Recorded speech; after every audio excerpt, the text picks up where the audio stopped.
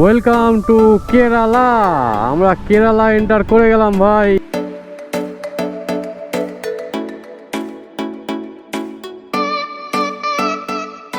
Kovalam beach বলে আমরা light house বিচে চলে এসেছি। গুগল ম্যাপ একটু ভুলভাল দেখিয়েছে আর কি। চলে এলাম আমরা কোভালাম বিচে, আর বিচে ঢোকা মানেই মনটা ভরে গেল ভাই, এত সুন্দর পরিষ্কার জল। তো এবারে খাওয়া হবে কোয়েল পাখির ডিমের বড়া। হ্যাঙ্গিং ব্রিজে যাওয়ার রাস্তাটা কিন্তু সিনিক বিউটিতে ভরা। কেরালাতে আজকে আমি আমাদের 125 সিসির একটা ছোট্ট বাইক নিয়ে রাইড করছি। কেরালাতে হয়ে গেছে আমাদের পেট্রোল পাম্প, আর এখানে থাকতে দেবে বলেছে। টাইম হয়েছে এখন পাক্কা 9টা। আমাদের টেন্ট সেট আপ কিন্তু কমপ্লিট। এখানে আমাদের টেন্ট সেট আপ হয়েছে।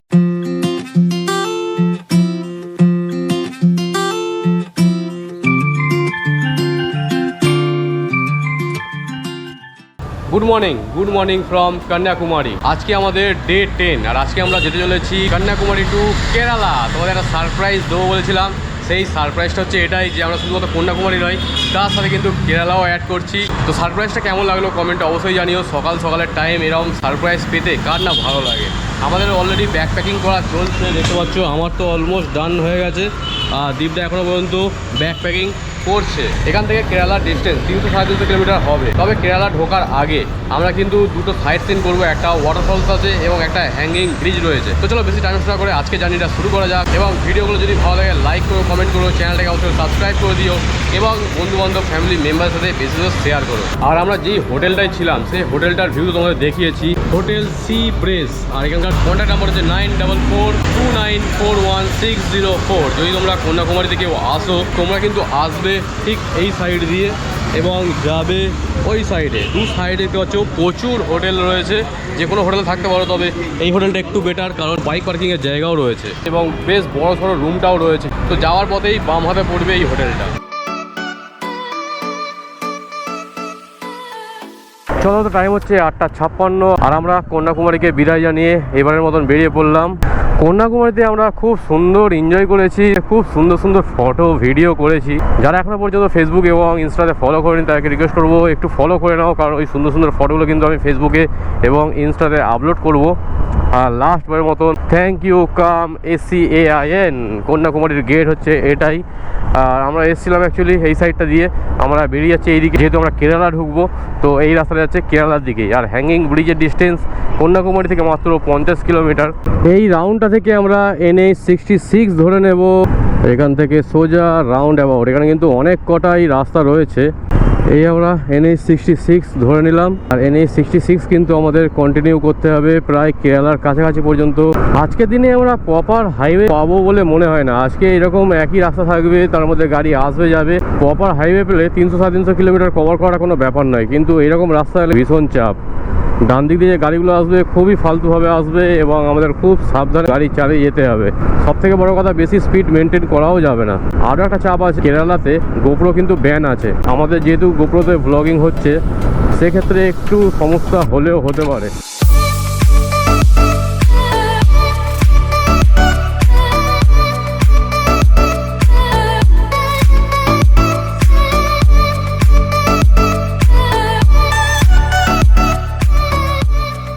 যতই আমরা কেরালার দিকে এগোবো তবেই কিন্তু এই নারকেল গাছের পরিমাণ অনেক বেড়ে যাবে।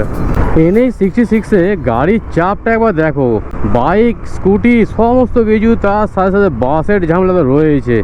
গাড়ি যে একটু স্পিডে টানবো সেই প্লেসটুকু নেই, একটু এদিক ওদিক হলেই ঠেকে যাবে। আর তার মধ্যে এইরকম সব গাড়ি চালাচ্ছে, হুস হাস করে চলে যায়। দেখো কত NH যে আজকে চেঞ্জ হবে তার কোনো ঠিক নেই। NH এর অবস্থা দেখো, এটা হচ্ছে NH 187, আর রোড কন্ডিশন কিন্তু বেশ খারাপ। তার সাথে কিন্তু জ্যাম প্রচুর রয়েছে। ওরে বাবা, কোথা দিয়ে আবার ঘুরিয়ে NH66 এসে তুললো। এখান থেকে ভিউ দেখো ভাই, পাহাড় দেখো। আমরা একটা ফ্লাইওভারে রয়েছি, আর এখান থেকে পুরো পাহাড়গুলোকে এত দারুণ লাগছে। এই পাহাড়টা কিন্তু বেশ বড় একটা পাহাড় রয়েছে, আর শুধু এখানে নয়, আমাদের সামনেও কিন্তু পাহাড় রয়েছে। আর পাহাড়ের উপরে সব মন্দির করা রয়েছে, সেই টপে দেখো পুরো মন্দির। যতই আমরা কেরালার দিকে এগোচ্ছি ততই কিন্তু সিনিক বিউটি টোটালি চেঞ্জ হতে শুরু করেছে। ওই পাহাড়টার মাথায় দেখো পুরো সাদা মেঘ জমে আছে। আজকের দিনে কিন্তু আমরা ঠান্ডা পাবো। আমরা এখনো তামিলনাড়ুতে আছি বলে সব গাড়ির নাম্বার প্লেট দেখো TN, আর কিছুক্ষণ পরেই আমরা কেরালা এন্টার করে যাব। তো কেরালায় কিন্তু সব গাড়ির নাম্বার হবে KL। তো এক একটা স্টেটে এক এক রকমের গাড়ির নাম্বার প্লেট দেখতে কিন্তু আমার দারুণ লাগে, দারুণ। এই সামনে যে ট্রাভেলার গাড়িটা রয়েছে ওটা কিন্তু কেরালার গাড়ি রয়েছে, ওই গাড়িটার নাম্বার প্লেটটা দেখো KL34। আমরা মাত্র 125cc বাইক নিয়ে কলকাতা থেকে কন্যাকুমারী রাইড করছি, তাও আবার সব থেকে কম খরচে। যে বাজেটে আমরা পুরো সাউথকে ঘুরে দেখবো, সেই বাজেটটা শোনার পর তোমরা আর ঘরে থাকতে পারবে না, তোমরাও বেরিয়ে পড়বে কন্যাকুমারীর উদ্দেশ্যে। তামিলনাড়ু বলো বা কেরালার লোক এমনিতে আর কালো হয় না, এখানকার ওয়েদারটাই এরকম ভাই। এত গুমোট গরম, তার সাথে একদম সমুদ্রের ধার তো রয়েছে, নোনা একটা আবহাওয়া, সেই কারণে এখানকার লোক কিন্তু প্রচুর কালো, প্রচুর কালো।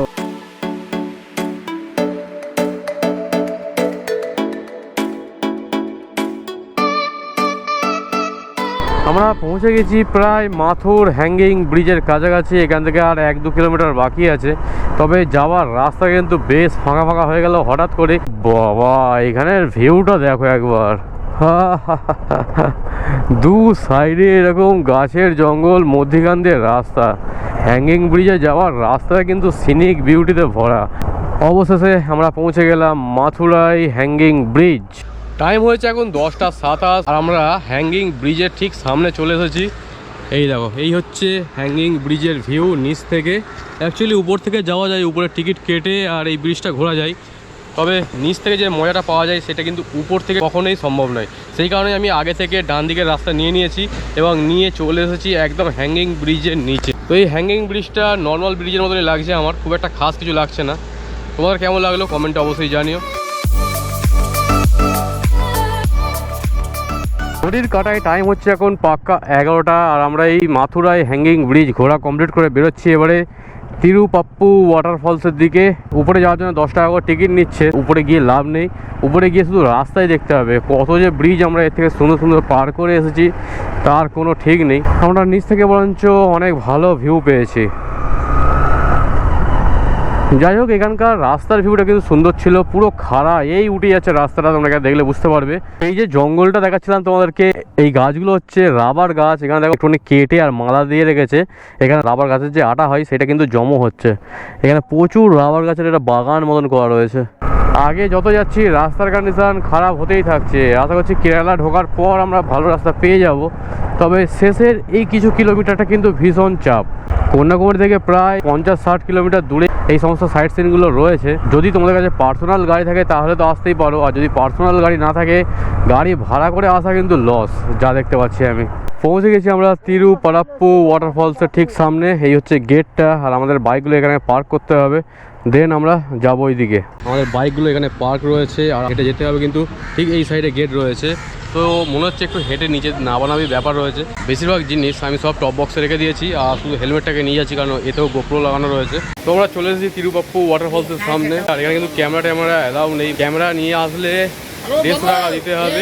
আর এই হচ্ছে সামনেই ওয়াটারফলসটা, বেশ বড় একটা ওয়াটারফলস, আর প্রচণ্ড আওয়াজ হচ্ছে। আমরা অ্যাকচুয়ালি এসে গেছিলাম, আবার আমি ক্যামেরাটাকে রাখতে গেলাম টপ বক্সে।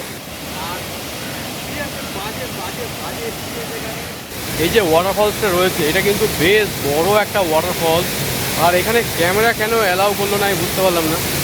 150 টাকা করে ক্যামেরার টিকিট, ভাই 150 টাকা দেওয়া পসিবল নয়। আমাদের মোবাইলের যা ক্যামেরা রয়েছে এনাফ কাজ করে দেবে, এনাফ।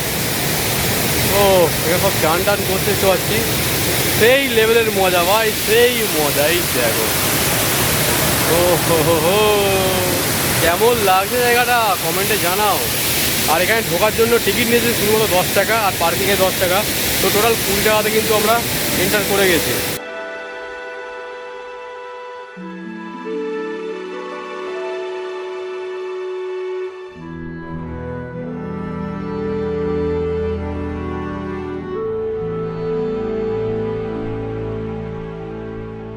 তো আমরা ওয়াটারফলসে ছবি ভিডিও করে আর ভালো লাগলো না, সবাই চান করছে দেখে আর লোকটা সামলাতে পারলাম না।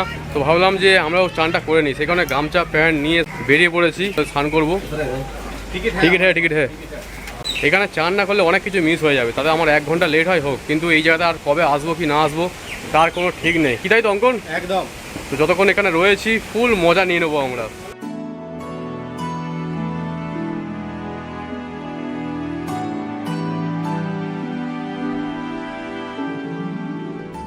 নিচে সুমনদা ফুল দমে এনজয় করছে।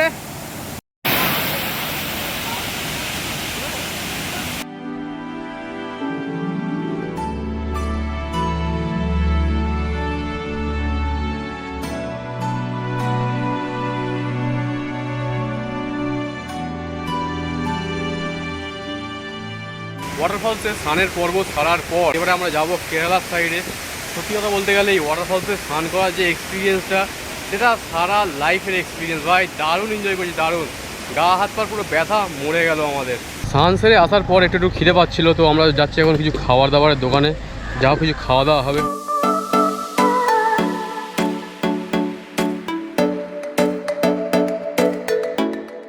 তো এখান থেকে আমরা হালকা করে নিয়ে নিয়েছি পেঁয়াজি, তার সাথে এখানে ডিমের চপ রয়েছে, এখানে লঙ্কার বড়া রয়েছে, আর এখানে রয়েছে কোয়েল পাখির ডিমের বড়া। তো 50 টাকা নিচ্ছে, 4 পিস না 5 পিস রয়েছে। চলো এটা টেস্ট করে দেখা যাক কিরম টেস্ট করেছে। কিন্তু যাই বলো ভালো, কেমন বলো? ভালো ভালো, মজা। তো এবারে খাওয়া হবে কোয়েল পাখির ডিমের বড়া। এটা আমি ফার্স্ট টাইম খাচ্ছি। এই সাইজটা দেখো, ঠিক ফুলি সাইজে। এর ভিতরে একটা এরকম ডিম দেওয়া রয়েছে। এই হচ্ছে ছোট একটা ডিম, এই দেখো। তো চলো টেস্ট করে দেখা যাক।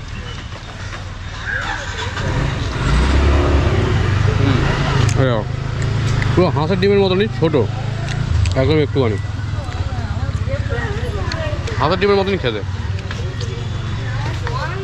টাইম হয়েছে এখন পাক্কা 1:15, আর আমরা এখান থেকে বেরোচ্ছি কেরালার উদ্দেশ্যে। কেরালার ডিস্টেন্স এখান থেকে মাত্র 5 কিলোমিটার। সামনেই কেরালা বর্ডার রয়েছে। আমরা আর কিছুক্ষণের মধ্যেই তামিলনাড়ুকে ছেড়ে কেরালা কিন্তু এন্টার করে যাব। মজাও হচ্ছে ভাই, সাউথ ইন্ডিয়া রাইডটা জমে ক্ষীর হয়ে যাচ্ছে। এত আনন্দ করছি আমরা। ওয়াটারফলসে তো চান করে মজা লেগে গেল। ভিডিওটা কেমন লাগছে কমেন্টে জানাতে একদমই মিস করো না। ভালো লাগলে লাইক, কমেন্ট অ্যান্ড সাবস্ক্রাইব অবশ্যই করে দিও। এর সাথে অন্য কোনো জায়গার মিল পাবে না। এই কারণেই আমি কন্যাকুমারীর সাথে কেরালাটাকে রেখেছিলাম, যাতে তোমাদের একটা সারপ্রাইজ দেওয়া যায়। আর এই সারপ্রাইজটা কেমন লেগেছে জানতে কিন্তু একদমই মিস করো না। কেরালার কিন্তু প্রচুর সাইট সিন রয়েছে এবং সমস্ত জায়গা তোমাদের এক্সপ্লোর করাবো খুব সুন্দরভাবে। এগুলো সব রাবার গাছ। তো রাবার গাছের একটা আলাদাই একটা ঐতিহ্য রয়েছে, কারণ গাছগুলো কিন্তু একদম সোজা নয়, গাছগুলো একটু হালকা বাম দিকে হেলে রয়েছে। সব রাবার গাছে কিন্তু এরকম মালা দিয়ে বাঁধা রয়েছে, এবং রাবারের যে আঠা হয় ওই আঠা কালেক্ট করছে আর কি। Welcome to Kerala. আমরা কেরালা এন্টার করে গেলাম ভাই। আর কেরালা ঢোকা মানেই নারকেল গাছ দেখবো না, এরকম কি হয়? এদিকে নারকেল গাছগুলোকে দেখো। এবারে একটা নারকেল গাছের আলাদাই বিউটি চোখে পড়বে আমাদের। রাস্তার ভিউ কিন্তু সম্পূর্ণ আলাদা হয়ে গেল ভাই। রাস্তায় এবারে পাহাড়ি কার্ভের মতন ঘুরে ঘুরে যাচ্ছি আমরা। কখনো উপরে উঠছি, কখনো নিচে নামছি। আরে সাবাস, এই মারুতি ভ্যানটাকে দেখো, সব কাঁঠাল লোড করেছে, ভর্তি কাঁঠাল নিয়ে যাচ্ছে।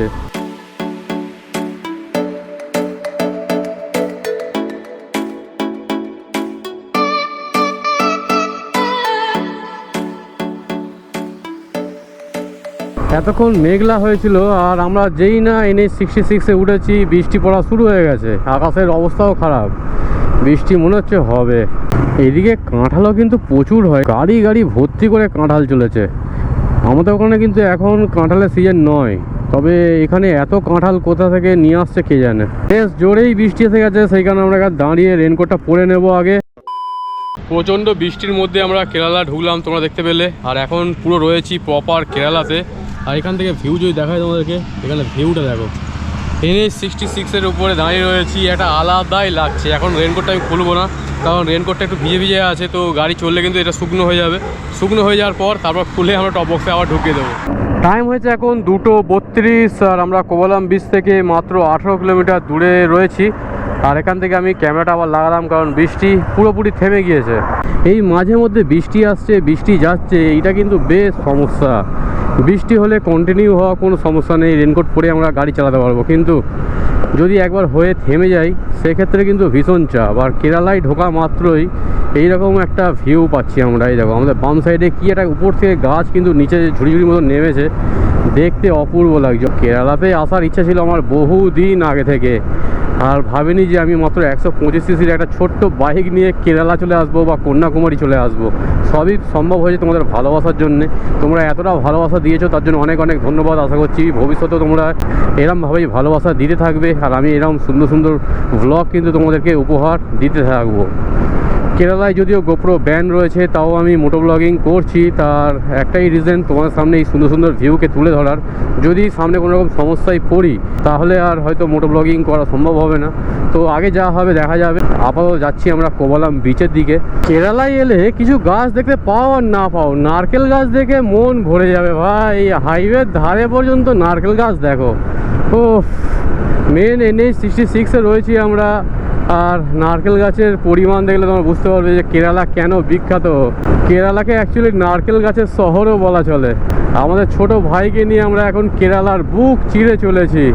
মুম্বাই 1706 কিলোমিটার। তো কোনো এক সময় মুম্বাই রাইডও হয়ে যাবে। এবারে তো কোনো প্ল্যান নেই, কারণ বেশ কিছু দিন আমরা বাড়ি থেকে বাইরে রয়েছি। আহা, সামনের পাহাড়ের ভিউ দেখো। অ্যাকচুয়ালি পাহাড়ের পুরো এইভাবে উপর দিয়ে গিয়ে আবার পুরো নিচে নেমে যাচ্ছে। পুরো পাহাড়কে কেটেই রাস্তাটা করা হয়েছে। এদিকে নারকেলগুলো সব লাল লাল। আমাদের দিকে যেরকম সবুজ সবুজ নারকেল হয় বা ডাব হয়, এদিকে সব লাল লাল টাইপের ডাব নারকেল দেখতে পাচ্ছি। এটা হচ্ছে কেরালার স্পেশাল। সামনের রাস্তাটা উঠছে দেখছো, এইভাবে পুরো খাড়াই উপরের দিকে উঠে যাচ্ছে। যেদিকে তাকাচ্ছি শুধু নারকেল গাছ আর নারকেল গাছ।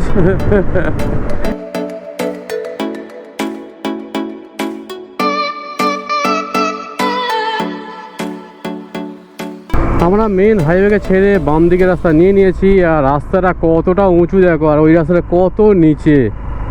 ও এই হচ্ছে পুরো টপ হিসাব মতো পাহাড়ের মাথায় যেন চলে এসেছি আমরা। আর এদিক থেকে যদি দেখাই তোমাদের রাস্তাটাকে, কত নিচে রাস্তা আছে দেখো। বাপ রে বাপ। আর এই ঢাল দিয়ে কিন্তু নামতে হবে আমাদেরকে আবার। ও গাড়ি পুরো দেখো 3 নম্বর গিয়ার দিয়ে আমি ছেড়ে দিয়েছি, আস্তে আস্তে একদম নামছি। সামনেই বাম্পার রয়েছে, আমরা এখান থেকে লেফট সাইড নেবো। সামনেই দেখা যাচ্ছে কোভালাম বিচ।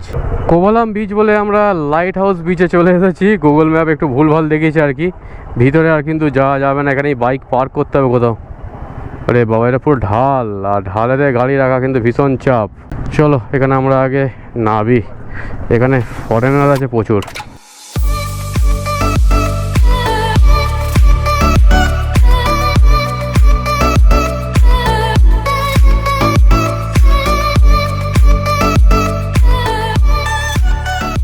চলে এলাম আমরা কোভালাম বিচে। আর বিচে ঢোকা মানেই মনটা ভরে গেল ভাই।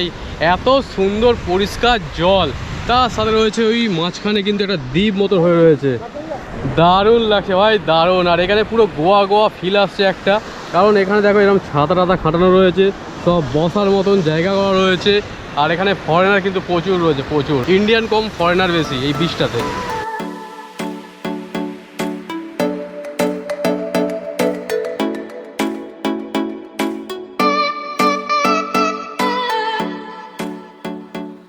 কোভালাম বিচ ঘোরা আমাদের কমপ্লিট। আর এই বিচে কিন্তু খুব সুন্দর সুন্দর কিছু ফটো তুলেছি, যেগুলো আমি ফেসবুক এবং ইনস্টাতে আপলোড করব। আর এই কোভালাম বিচের ধারে প্রচুর কিন্তু হোটেল রয়েছে, এই দেখতে পাচ্ছ পুরো সমুদ্রের ধারে একদম সি ফেসিং হোটেল রয়েছে। তোমরা চাইলে এই বিচের ধারেও কিন্তু হোটেলে থাকতেই পারো।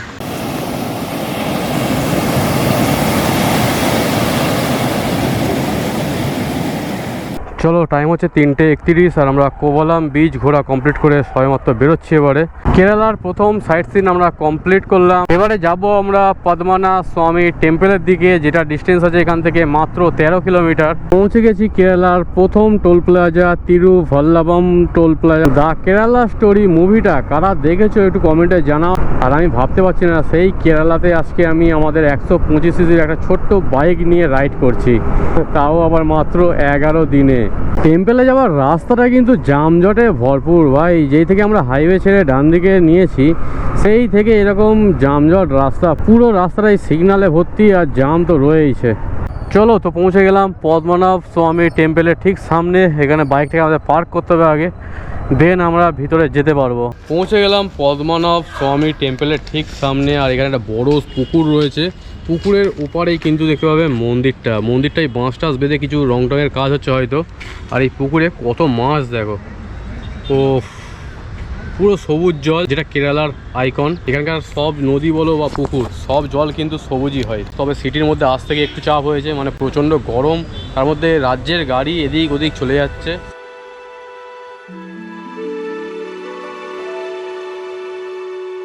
বাইরে কিন্তু বিভৎস রকমের চেকিং, মানে কোনো রকম ক্যামেরা ট্যামেরা কিন্তু অ্যালাউ নেই এখানে। আর আমাদের ঠিক পিছনে দেখতে পাবে যে টেম্পেলটা রয়েছে, আর এই টেম্পেলের ভিতরে কিন্তু প্রচুর ভিড়, প্রচুর লাইন দিয়ে সব দর্শন করছে। আমাদের হাতে টাইম কিন্তু সেরকম একটা নেই, তো আমরা বাইরে থেকে একটু দর্শন করব, করে ব্যাক করবো আবার।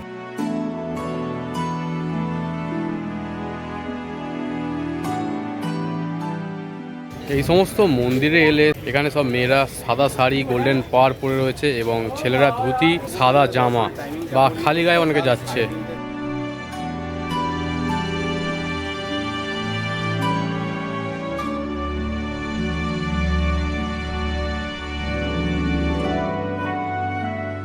টাইম হয়েছে এখন 5:21 আর আমরা এই টেম্পেল ঘোরা কমপ্লিট করে সবেমাত্র বেরোচ্ছি। এই টেম্পেলে কিন্তু বেশ কিছুক্ষণ আমরা টাইম কাটিয়েছি আর খুব সুন্দর সুন্দর কিছু মুহূর্ত কাটালাম। কেরালার দিকে বৃষ্টি যেহেতু সারা বছরই হয়, এরকম একটু একটু করে বৃষ্টি আসছে থেমে যাচ্ছে, আসছে থেমে যাচ্ছে, এই হচ্ছে। যতক্ষণ গুড়ি গুড়ি পড়ছে আমরা এগিয়ে যাই। 2000 years later. এখান থেকে আমি ক্যামেরাটা লাগালাম, এর আগে পর্যন্ত বিশাল বৃষ্টি হচ্ছে ভাই, বিশাল, পুরো ভিজে চান করে গেছি আমি। যদিও রেনকোট পরেছিলাম তাও কিন্তু রেনকোটেতেও জল আটকায়নি, এরকম বৃষ্টি হয়েছে। আজকে কতদূর আমরা গিয়ে পৌঁছাবো তার কোনো ঠিক নেই। একটু আগে মুষলধারে বৃষ্টি, তার সাথে বিভৎস জাম, সমস্ত কিছু কাটিয়ে আমরা NH66-এ উঠতে পেরেছি। তবে NH66-এ কিন্তু গাড়ির চাপ এখন প্রচুর রয়েছে, প্রচুর। আবার গুড়ি গুড়ি বৃষ্টি পড়ছে ভাই, সবে আমি ক্যামেরাটা লাগালাম আবার গুড়ি গুড়ি বৃষ্টি শুরু। কি হচ্ছে কে জানে। কেরালার দিকে কিন্তু বেশি বৃষ্টিপাত হয়, তবে এত বৃষ্টি এই সময় আমাদের কলকাতায় কিন্তু বিভৎস ঠান্ডা পড়ে গেছে, আর এখন এই কারণে বৃষ্টি হচ্ছে। আবারও বৃষ্টি এসে গেছে, সেই কারণে আমরা দাঁড়িয়ে পড়েছি। আবার রেনকোট পরতে হবে আর ক্যামেরাটাকে আবার খুলে রাখবো আমি। টাইম হয়েছে এখন 8:17 আর আমি সবেমাত্র ক্যামেরাটা আবার লাগালাম। এর আগে দেখেছিলাম যে বৃষ্টি হচ্ছে, তো এখানে কিন্তু বৃষ্টি হয়ে গেছে, বৃষ্টি এখন পড়ছে না। এখনকার আপডেট হচ্ছে এখন আমরা মুন্নারের রাস্তাটা নিয়েছি, মুন্নার যাওয়া হবে। মুন্নারে যাওয়ার রাস্তা নেওয়া মানেই একটাই রাস্তা রয়েছে, গাড়ি আসছে যাচ্ছে, তবে গাড়ির চাপ অতটাও নেই, যার জন্য অতটা সমস্যা হবে না। তবে রাত্রিবেলা ভিজিবিলিটি অনেকটাই কম। আমরা মুন্নার আজকে তো পৌঁছাতে পারবো না, এখান থেকে প্রায় 250 কিলোমিটার ডিস্টেন্স বাকি আছে। যতদূর যেতে পারবো যাবো, গিয়ে একটা পেট্রোল পাম্প দেখবো, যদি পেট্রোল পাম্পে থাকতে যাই তো ভালো, নাহলে আবার হোটেল খুঁজতে হবে। সেটা সব থেকে বড় চাপ কেরালার মতন জায়গাতে।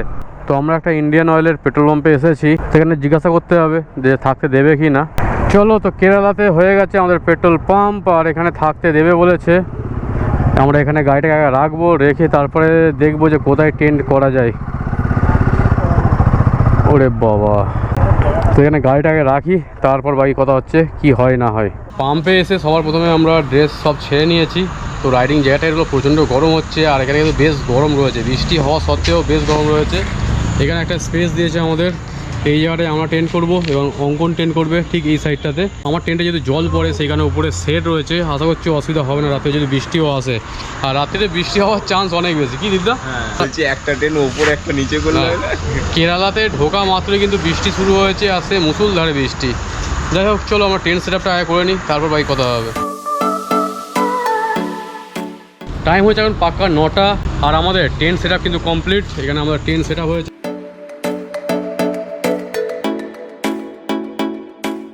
খুব তাড়াতাড়ি হয়ে গেছে আমাদের, যেহেতু ছোটো টেন্ট তো বেশিক্ষণ টাইম লাগে না। আজকে আমরা রাস্তা দিয়ে খাওয়া দাওয়া করে এসেছি, তো রান্না বান্না করে খাওয়ারও কোনো প্রোগ্রাম নেই আমাদের। তো আজকে ভিডিওটা বেশি বাড়াচ্ছি না, ভিডিওটা এখানে ইন করছি। ভিডিওটা যদি ভালো লাগে লাইক করো, কমেন্ট করো, চ্যানেলটাকে অবশ্যই করে সাবস্ক্রাইব করে দিও এবং বন্ধুবান্ধব ফ্যামিলি মেম্বারের সাথে বেশি বেশি করে শেয়ার করো। দেখা হচ্ছে নেক্সট এপিসোডে, যেখানে আমরা যাব মুন্নার। ওই এপিসোডটা দেখতে একদমই মিস করো না। শুয়ে পড়লাম আমরা টেন্টের ভিতরে, আর আমি এখানে শুয়েছি, পাশেই শোবে বাপিদা। উপরে রয়েছে টেন্টের একটা সুন্দর আলো, মানে উপরে সেট যে রয়েছে সেটাতে আলো রয়েছে। একটু চাদর গায়ে দিয়ে শুয়ে পড়ছি এখন, কাল সকালে দেখা হবে একদম।